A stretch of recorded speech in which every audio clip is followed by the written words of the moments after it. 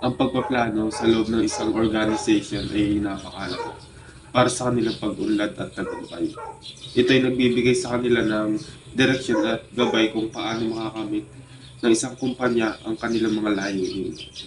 Sa pamamagitan ng pagpaplano, mas nabibigyan ng linaw at strategy ang mga hakbang sa dapat nilang gawin.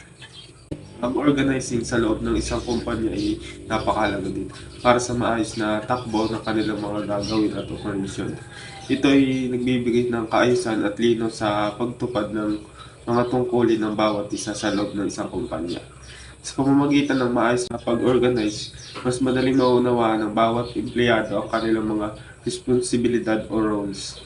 Ito rin ay nagpapadali sa kanilang coordination at magtutulungan upang maabot ang layunin ng kumpanya.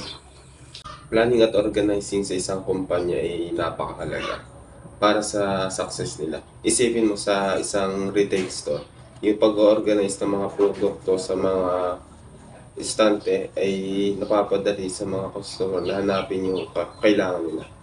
Kung walang maayos na sistema ng pag-organize, magiging magulo at mahirap para sa isang mamimili na hanapin yung item na gusto nila. Isa pa is yung sa manufacturing naman.